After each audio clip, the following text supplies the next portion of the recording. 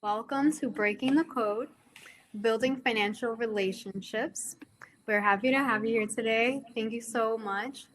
So my name is Danelis Padron.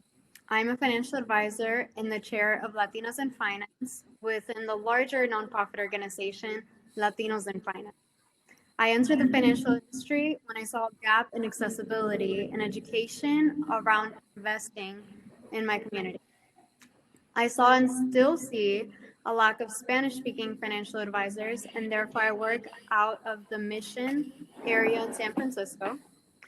And because of this, I also am very passionate about contributing to the advancement of Latinx in the financial industry and have been voluntarily leading the subcommittee of Latinas in Finance the past 4 years. And just to make sure, I do hear my echo. Do you both hear me okay? Okay, let's go down. Yeah. All right. Well, the purpose of this session is to touch on the importance of building relationships with our local financial professionals. Growing up, our families might not have stressed the importance of these relationships. I know that mine didn't. And maybe they even had a stigma around the financial institution in general. There are many historical reasons for this, but going forward, we would like to explore how individuals in the financial sector can play a role in bridging this gap and helping our communities thrive, as well as how our communities can better engage with financial institutions in order to prosper. I'm Esperanza Pallana. I'm the Director of Strategic Initiatives at Community Vision, and looking forward to having the conversation. Thanks, Esperanza. My name's Purvi Patel, everyone. I am on the executive staff of Self-Help Federal Credit Union. We're based in Oakland, California, and we've got branches all over California, and I'm very excited to be here as well. Thank you, Purvi and Esperanza, for being here today. I'm very excited about our discussion. So to start off, I know that you've already introduced yourselves, but could you please tell us a little bit more about you, your background, and your line of work within the financial ecosystem? Esperanza? So we can start with Esperanza. Sure, yeah. My background is actually in, I would say, predominantly environmental health and food system policy, and also have spent, it's 20 years focused in community development and public health. And that's, in a host of program development and policy advocacy. And I think, since I have been so focused in community development for a long time, that I really saw the role that around, policy is necessary, but it's insufficient alone.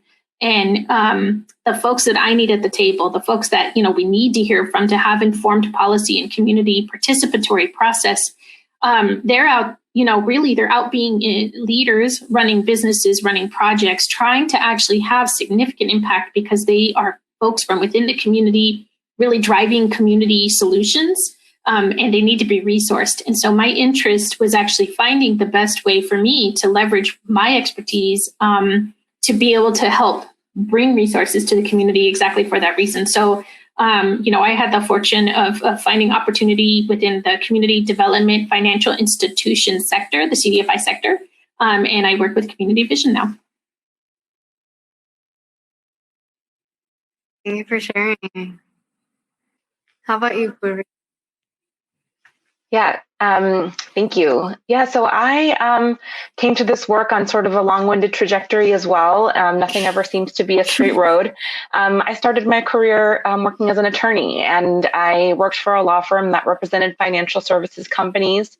I graduated from law school in 2008, and I do mission impactful work, but I wasn't really sure what that meant for me. And before law school, I had worked abroad in India and in Senegal at grassroots women's rights organizations, and that was something I was really interested in. But the financial crisis meant that when I graduated from law school and I joined this law firm, we were right in the middle of it. And so all of the Dodd-Frank laws were being passed, the CFPB was being created, and there was all this activity about how to regulate large financial companies.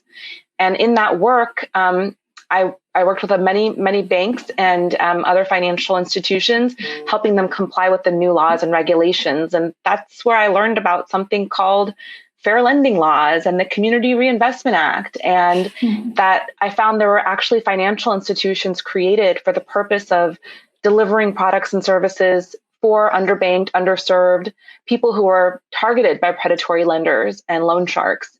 And I knew then that I wanted to work for an organization like that, and I started looking for opportunities in that field. And in my current role, I manage pilot programs, collaborative partnerships to support the organization's self-help's mission of creating and protecting wealth. So that's my work now, and I'm so happy to be there, and I'm so happy to be here. We're happy to have you both here. I think what we all definitely share in common is the passion of wanting to help our community financially. And so it's amazing to see the work that you both are doing. You both are trailblazers. So it's great to hear that passion, right? So as we know, COVID-19 has affected small business owners, especially our people of color, small business owners. So how is your work engaging in the increasing and immediate needs of small business owners right now?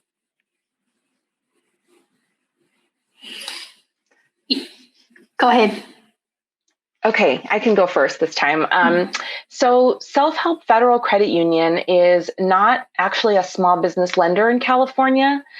We do small business lending in other parts of the country, but we don't do small business lending here, largely because there's so many other amazing CDFIs in California doing that work. We don't really see a need to replicate services they offer, but we do love working with them. And one of the biggest things that we've done in the past few months is making PPP loans.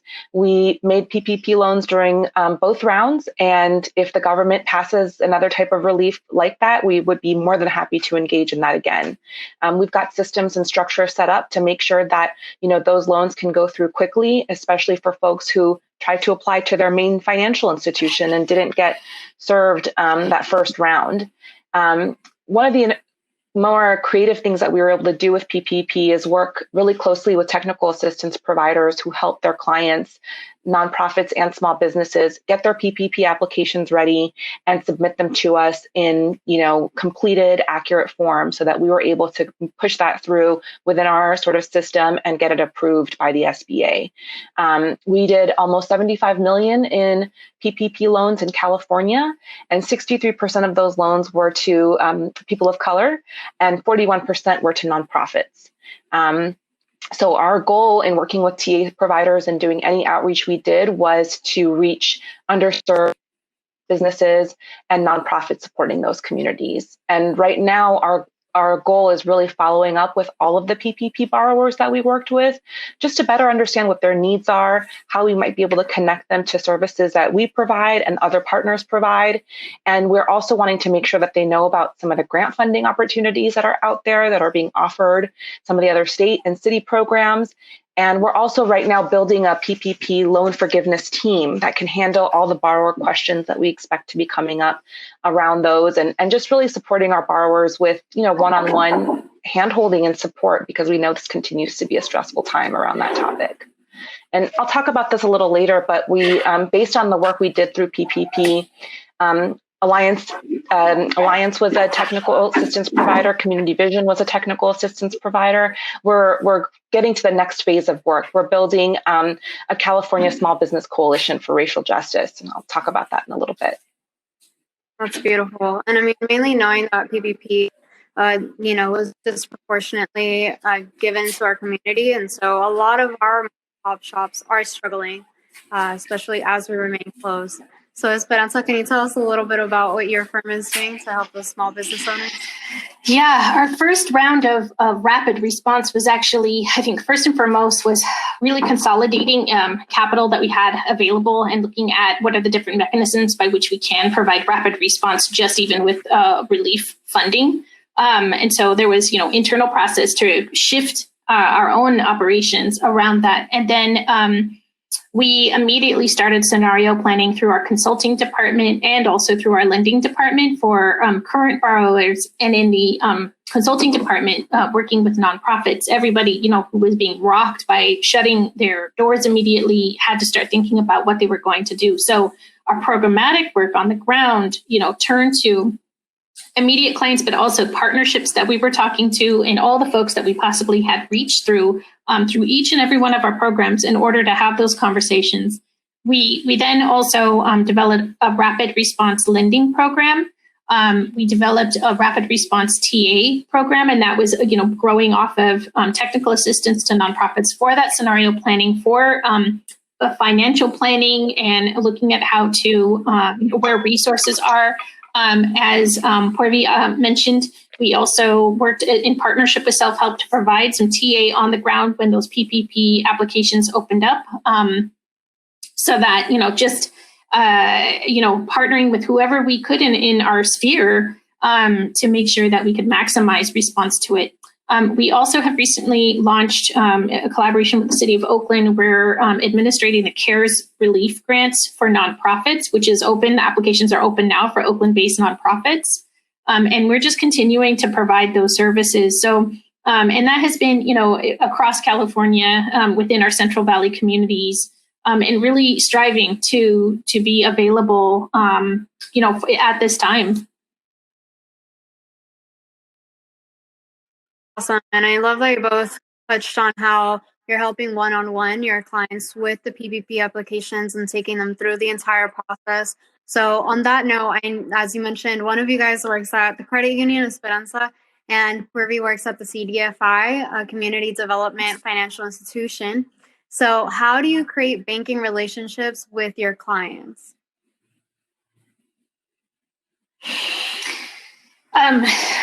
I'm going to kick off. So again, I work with the CDFI community vision, and I think this is an ongoing part of our conversation. We have really lifted up our priorities, focused in economic and racial equity, and in doing that, have really made an effort to understand what it means to partner within communities of color, and building within communities that do have, different cultures. We're all coming from different cultures. And I think that one of the things that has really come to light is that we have to break down barriers that often are caused by the obscured language of finance. So using terminology like underwriting, or even, any of the terminology related to analysis, immediately sets the relationship apart in a power dynamic where you're the holder of an assessment based on some value system that may or may not be in alignment with the community. So I think, first has been learning that what we value, how we express what we value, and being very authentic and direct in our language resonates with building trust, as I would imagine it would with a lot of people, but being very intentional, not to use overly passive language or indirect language, and just to be very authentic. Great. So I work at Self-Help, which is a credit union, and not all credit unions are, but we are also actually a CDFI. And what makes us unique, I think, as a credit union is that, credit unions are unique because they're cooperatives, they're member owned. And so unlike a traditional financial institution where there's corporate investors who make money from interest rates that are charged on loans, if you're a member at a credit union, those interest rates that are being paid on loans are actually going back to members in terms of who have deposits with us in terms of earning interest on their investment. So it's kind of like a cyclical community of people who are investing money and then people who are lending from that same pot of money. So that's the really unique thing about a credit union. And, in terms of creating banking relationships, we provide responsible financial products through largely to individuals. And so we've got checking accounts, savings accounts. We partner with organizations to do pilot programs like youth checking accounts. We piloted something called an immigration bond loan to help attorneys who had clients in immigration detention access funding so they could be released from detention and actually, get the legal assistance they needed to fight their case on the merits. So we're able to do some creative things like that because of our CDFI designation. As a credit union, I think the way that we might relate also to small businesses is that, we want to help individuals move along the asset building path. Many of our members are underbanked, distrustful of the financial system, understandably so, because of how they may have had experiences in the past. But it helps for anyone, including a small business owner, that might want to build credit, might want to demonstrate that they have their finances in order, to invest with an organization like ours, and help sort of understand the financial system from a perspective of not just building credit and having savings, but also how do I grow in terms of my assets. We do offer some commercial lending products for larger institutions. They're usually commercial loans, they're real estate backed, and we do real estate development work.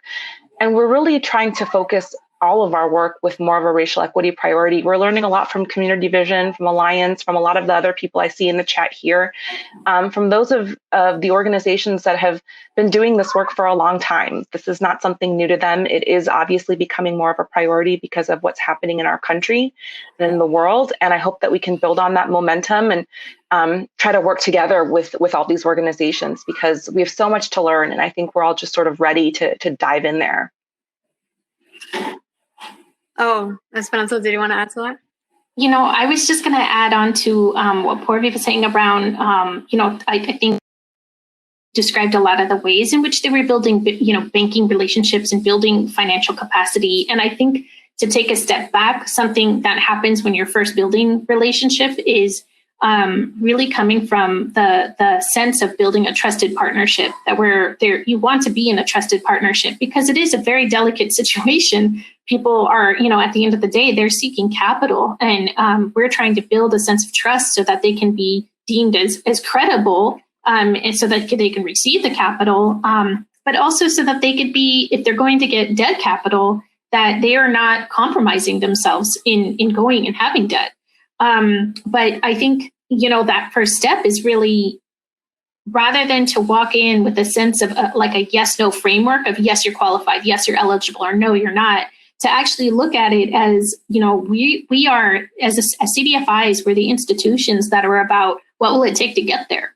What do we actually need? What's the pathway there? Where are those barriers? And where can we, in our navigation skills, in our social contacts, in the resources and the landscape that we know about, how can we actually walk people through, show them that landscape, and then facilitate their movement through it so that they can get to that first step of even, fiscal health, of creating, taking the receipts out of, we provide small business loans. So taking those receipts out of that shoebox and laying them out, how do we even get to a place like you were saying, Danelis, that in your experience around financial advisors, we had this experience with an excellent project who is Spanish, they're Spanish speaking, and they needed more than just financing. They needed financial strategy and business strategy, particularly right now. They needed to speak to a strategist who could pivot their operating model to make sense. So we were able to provide technical assistance with a woman who is very highly skilled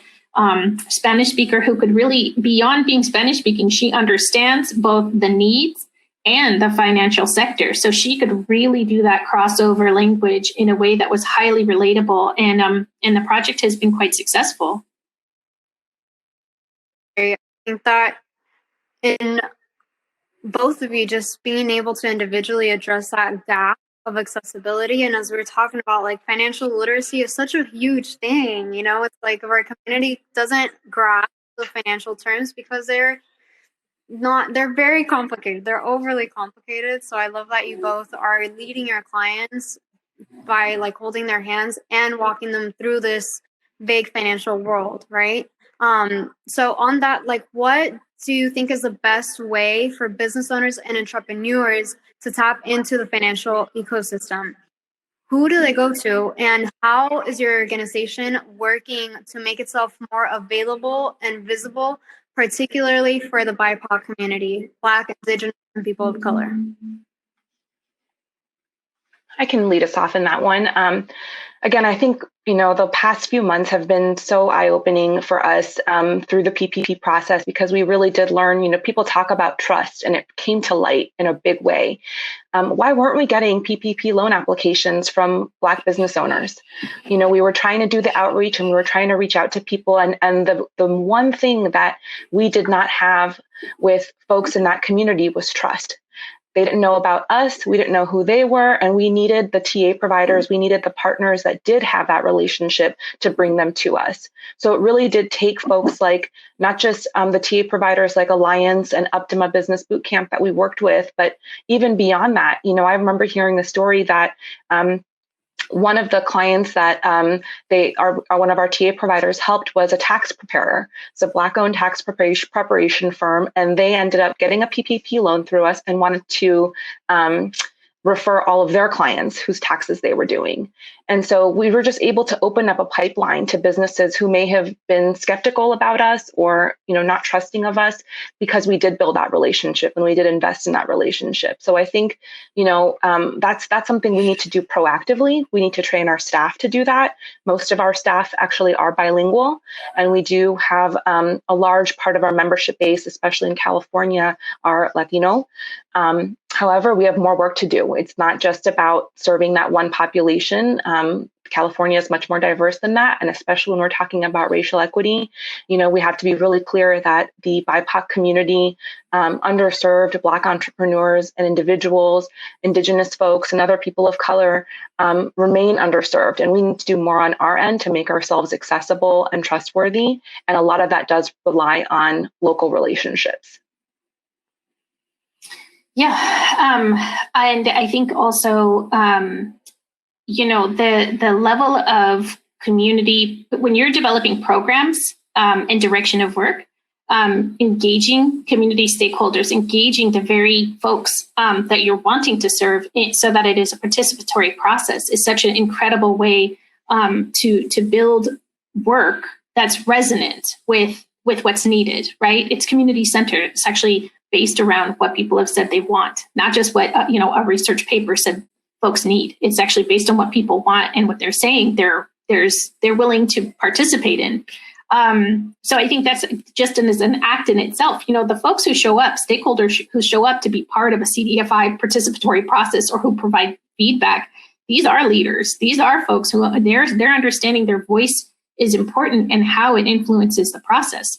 So the moment you start to integrate what people are wanting and saying they need into your work, it's being reflected back to the community, which shows, people see that they're looking for it. We're always out here looking for resources to support our communities and our families. So we definitely, we think about that when we're putting things together, what we prioritize and prioritizing according to what the community has said is important to them is also something that we look to in our program development.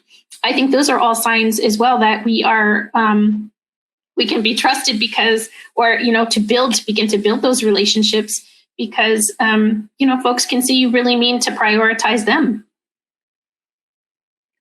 And if I could just add, sorry, Danelis, that I totally agree with that. And I think, one of the things that, again, came out of this PPP process, even though we're not a small business lender in California, we really saw the need for a more explicit focus on racial equity in small business lending as a result of the work we did on PPP. And as a result, we have gotten some grant funding to support building a California small business coalition for racial justice that's going to engage in 3 different buckets of activity.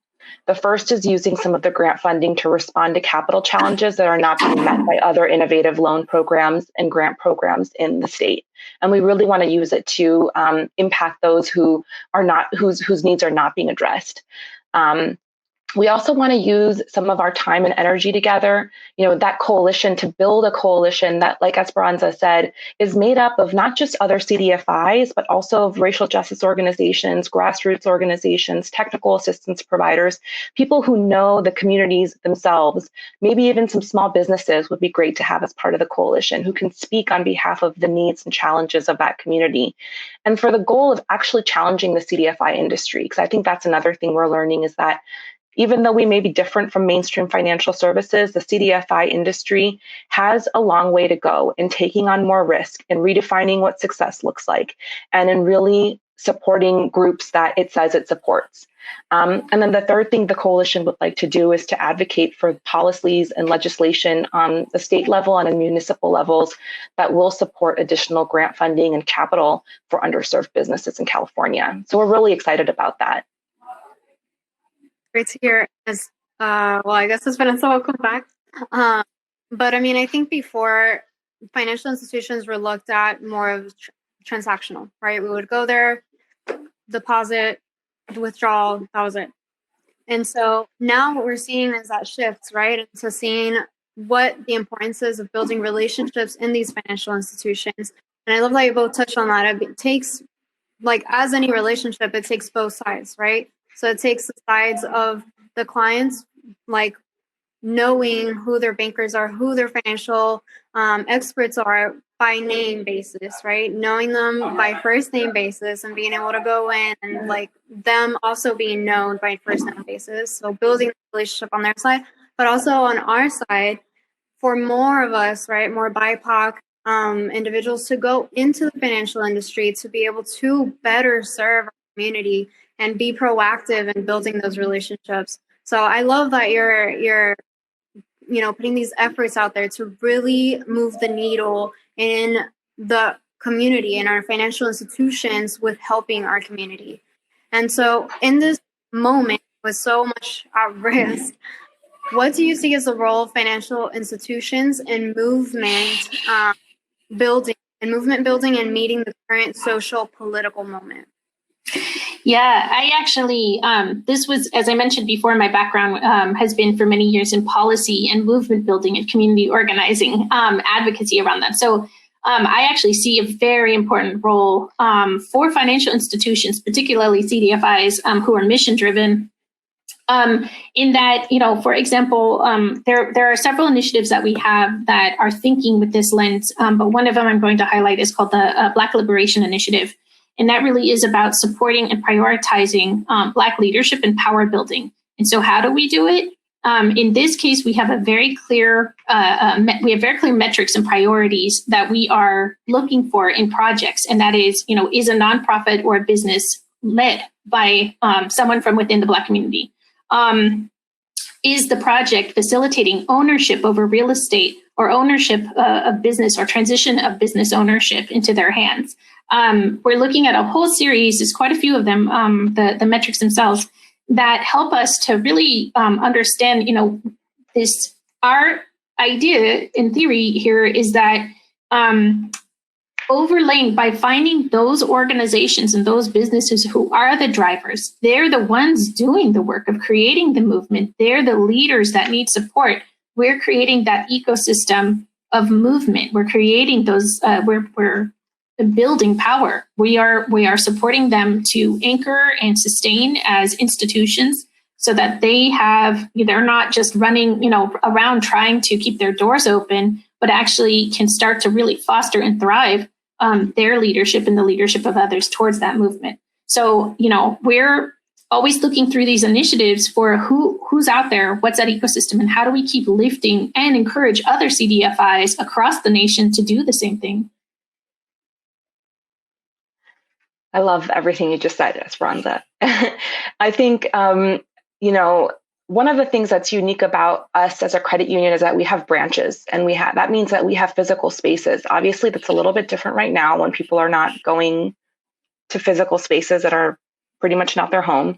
But in a normal sort of environment, hopefully post-pandemic environment, I think it would be we're sort of starting to just have the conversation and think about the conversation of how can our branches be not just places for transactions and financial transactions, but really centers for community engagement. How can we build space within our branches that can be for the community and be used by the community, whether that's free meeting space, whether that's events, whether that's, we have many of our centers, many of our branches were places where you could, register to get vote, things like that. We want to continue building those areas and have those places be anchors in a community.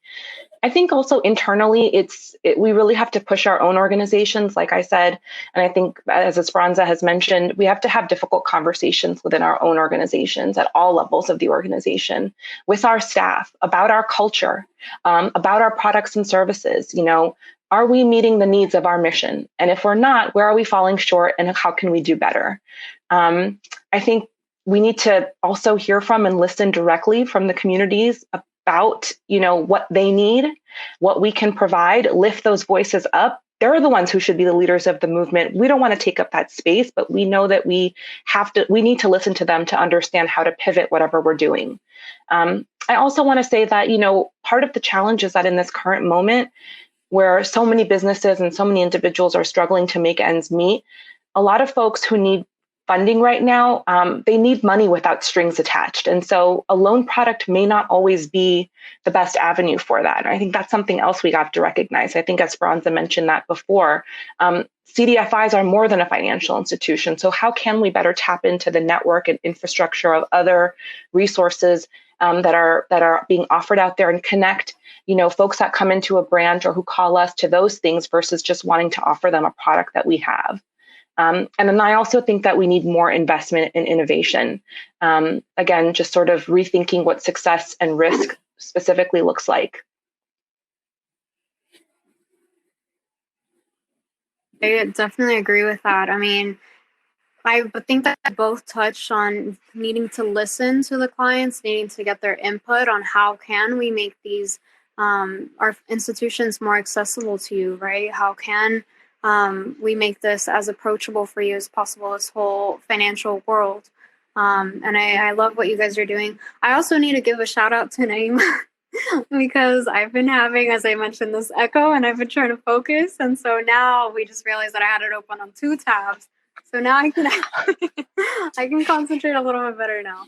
I'd like to add a little bit. There are many things, there's like so many things that come up, and I'm like, oh yeah, that.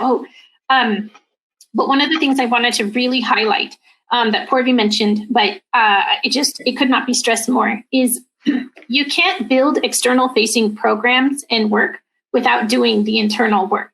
So as an institution, particularly as a financial, if you're part of a legal system, the financial system, you're part of one of the systems that uphold some of the grossest racial discrimination that there is in this nation. So you absolutely, have to know that, acknowledge that, understand how that is felt and received within the community.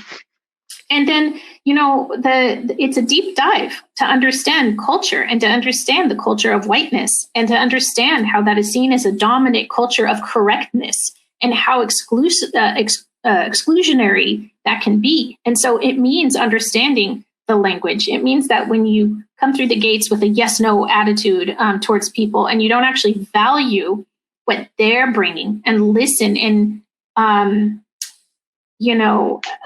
even like I said before, rather than seeing somebody who's speaking very authentically as having rough edges, that is a valuation based on a culture of whiteness, to understand actually folks are coming from a culture where speaking directly is seen as more honest.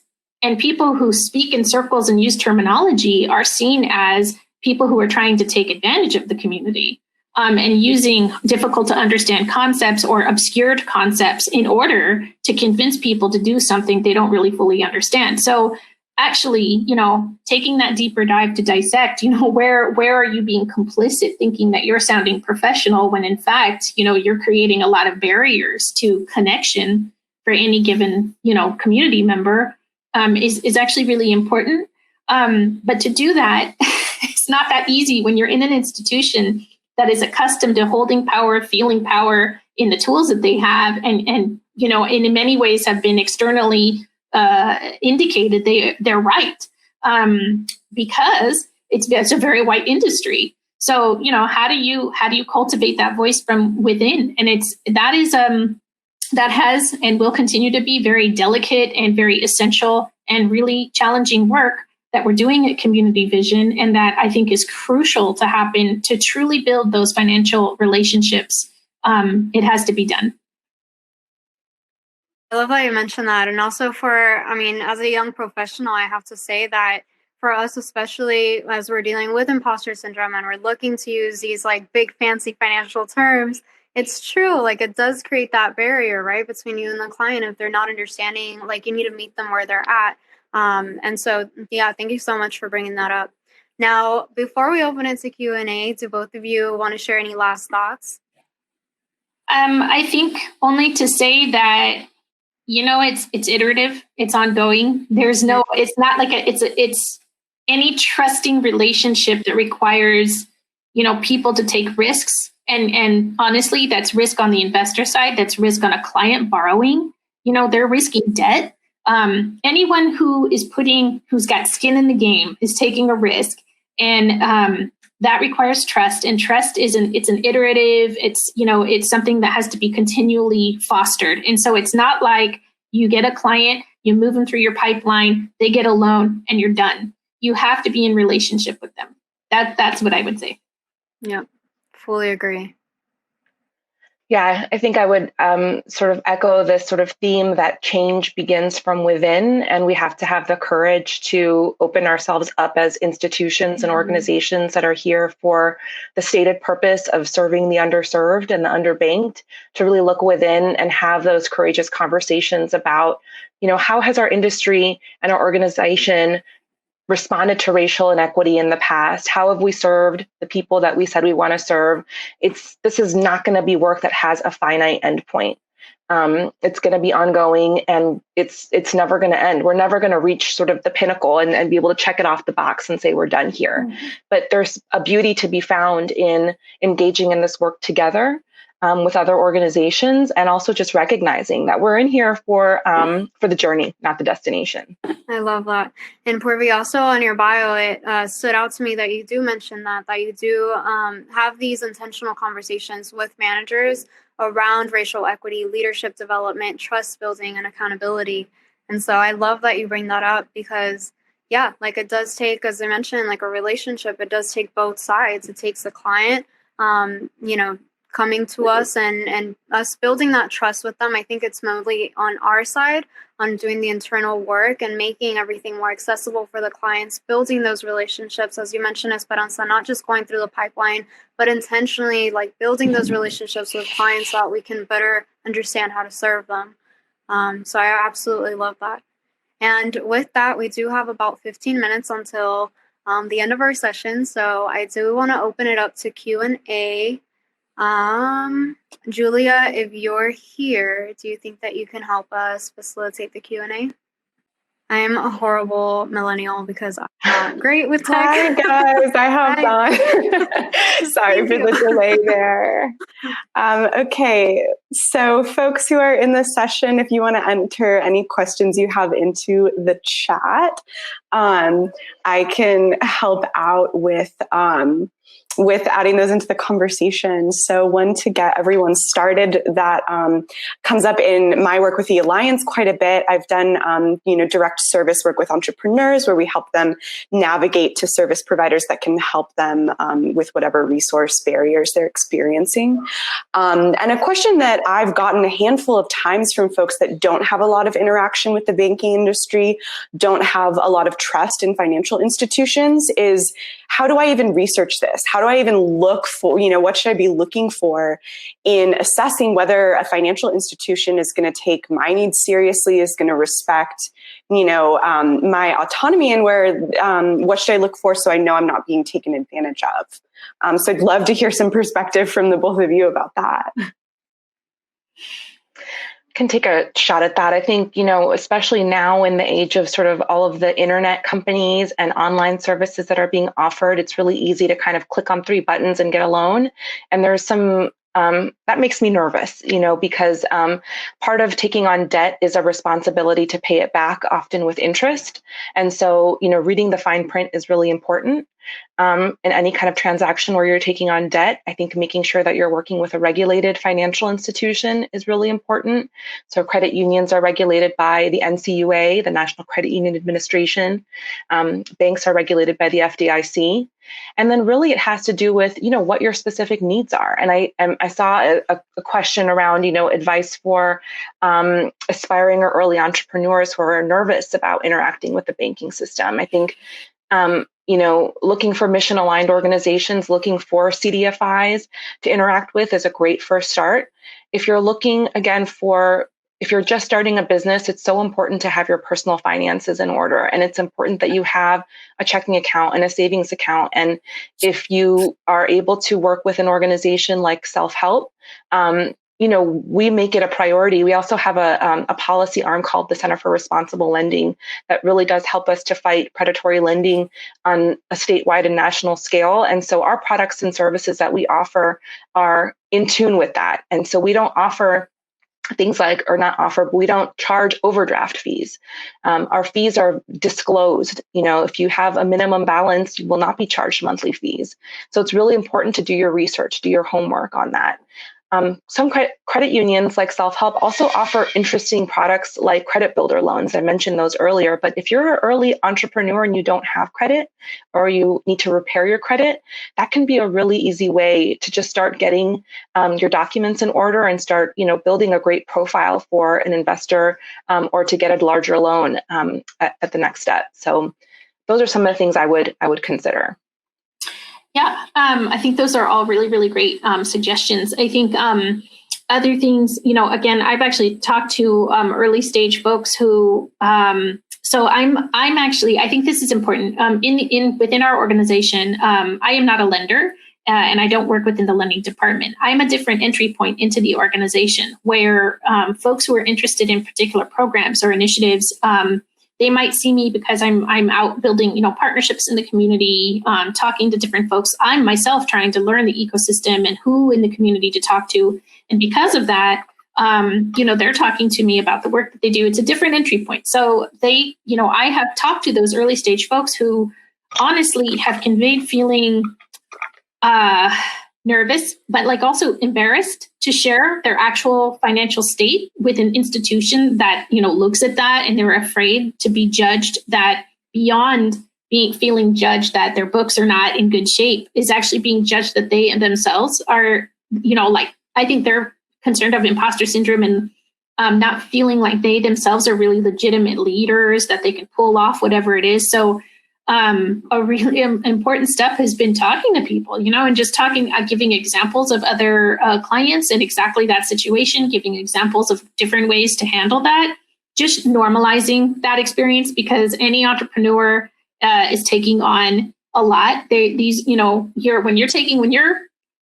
When you're leading yourself and creating your own idea, you are believing in yourself first and foremost before anyone else even knows about it. And that is scary.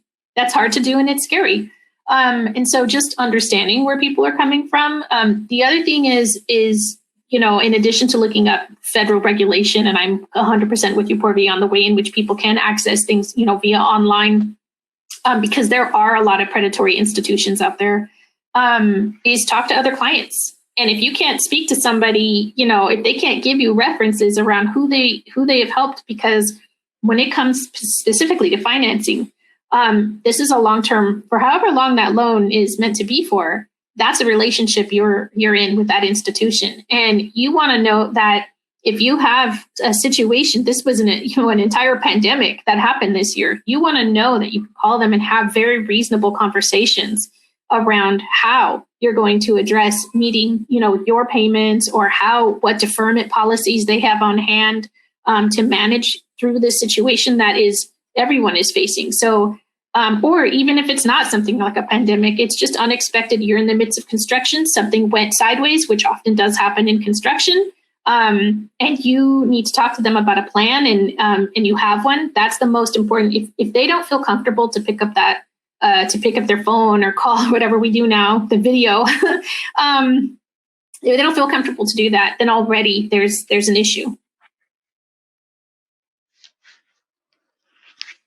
I'll also add to that. We actually had a conversation with Latinas in Finance around the topic of funding female founders.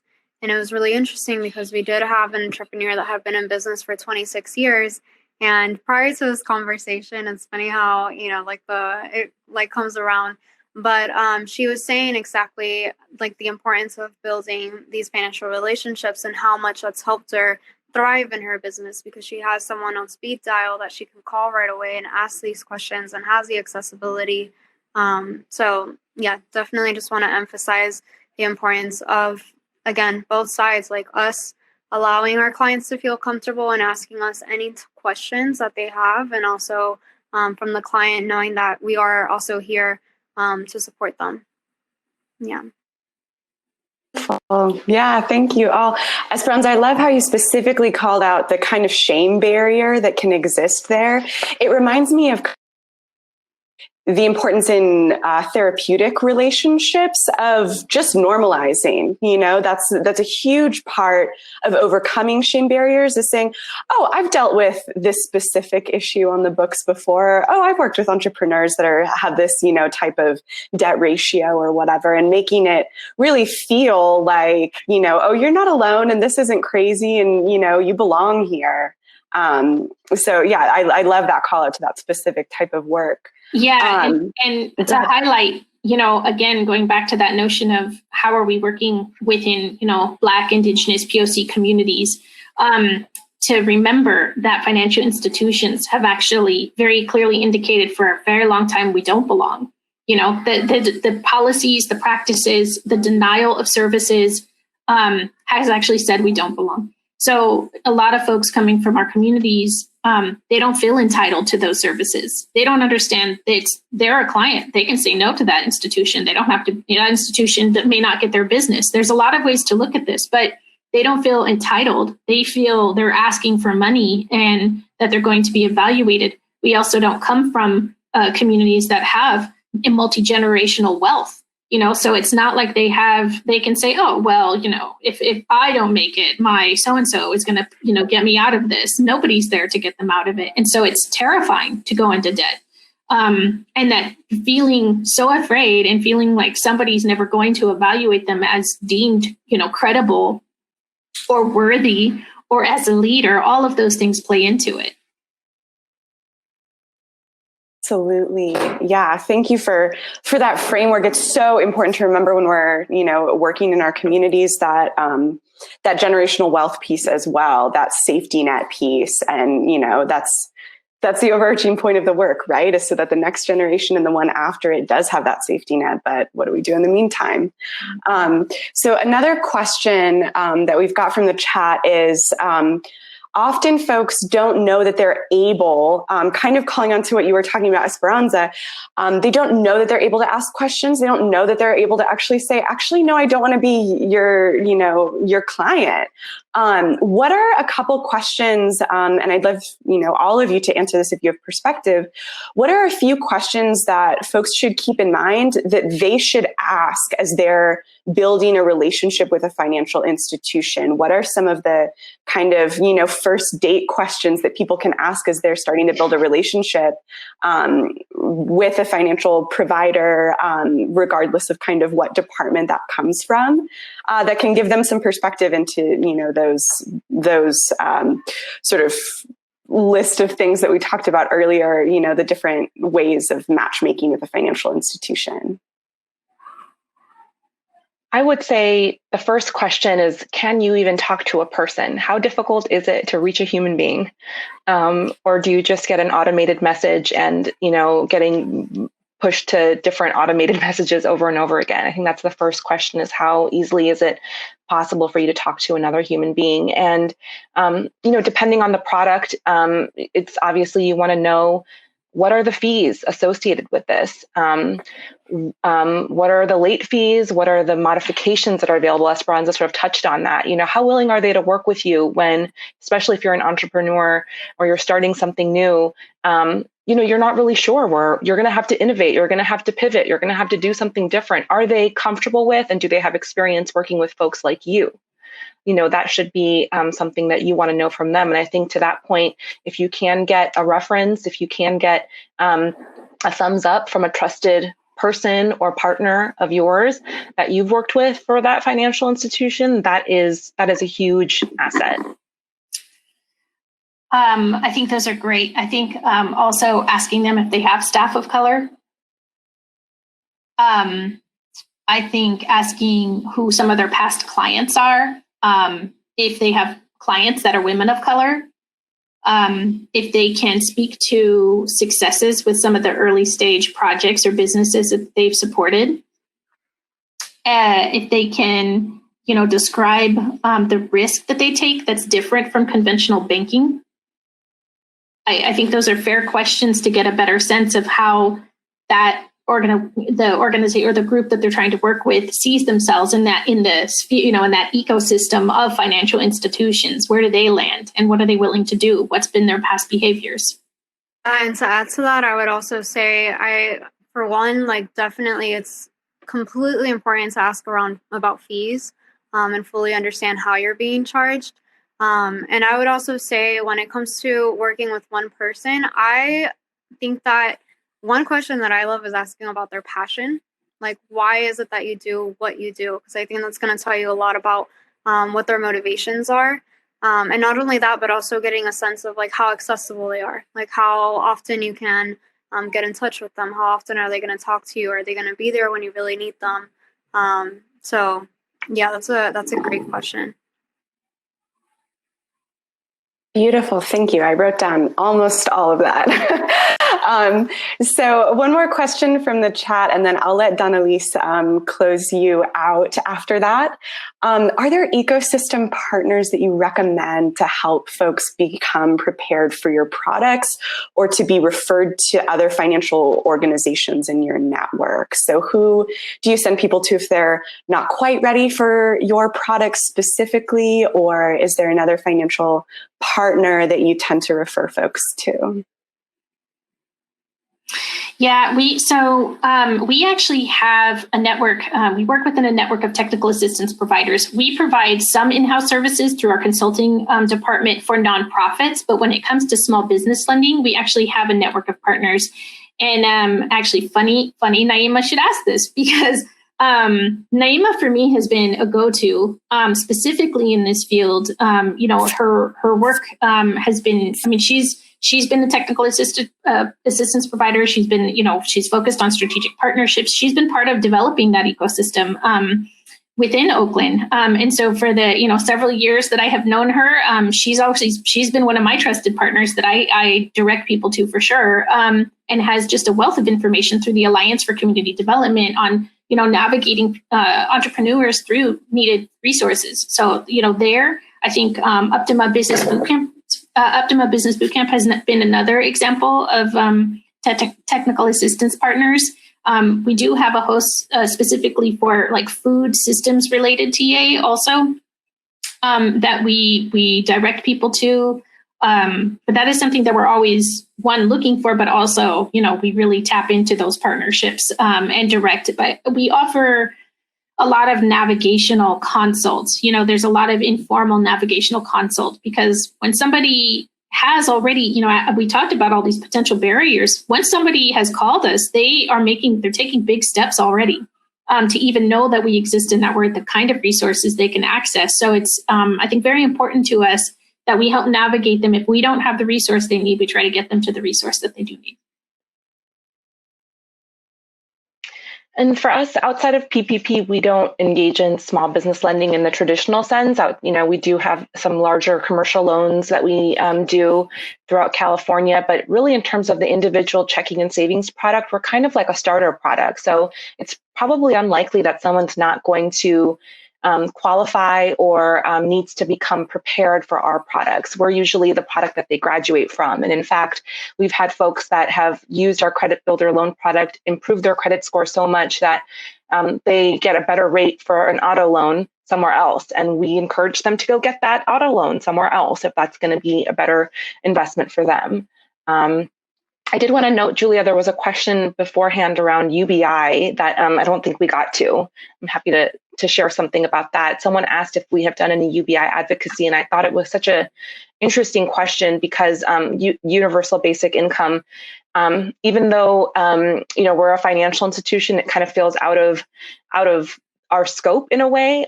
We've been engaged with UBI just through a couple of pilot programs, and particularly through thinking about how we might support nonprofits who are trying to get UBI to their clients with checking and savings accounts. So we're working with MyPath, which is a youth organization based in San Francisco, who's doing a program with a high school for expecting moms or young women, and the city and the state is providing them with UBI. So we want to connect them to financial services. We've worked with Runway Project, Up to My Business Bootcamp and Runway, and they've done incredible work supporting their entrepreneurs through this really tough time by connecting them with UBI. So we're still learning, and I just think it's one of those areas that I hope that the financial sector can become a more powerful player in some of those conversations at the state and city level.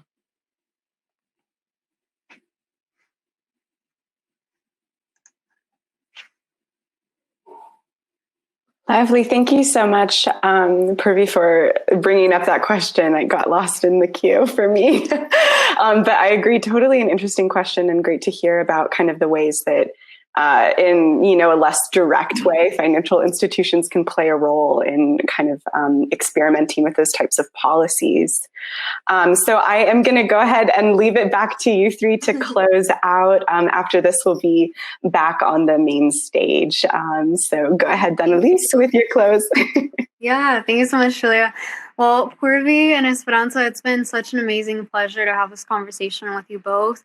Thank you for your time. Thank you for your wisdom. And most importantly, thank you for your passion and making financial services accessible to our community. So thank you for sharing all of these tools with us. Thank you to the Alliance for Community Development for inviting us today on this virtual stage. And also thank you to all of you that are attending here with us in this conversation. We really hope that you had some valuable takeaways and that you feel more comfortable and more equipped to build relationships with the professionals and the financial institutions that you're working with. And if you want to continue this conversation, please join the Alliance community chat during the reception, and be on the lookout for the post-conference email to join upcoming events. After our session, we have a final Alliance chat based on the entrepreneurial experience in the main stage, so we're moving over there. But thank you so much to everyone. It's been a great, valuable conversation. Thank you. Thank you, Danelis. Thank you so much. Appreciate it. Thank you. Bye-bye.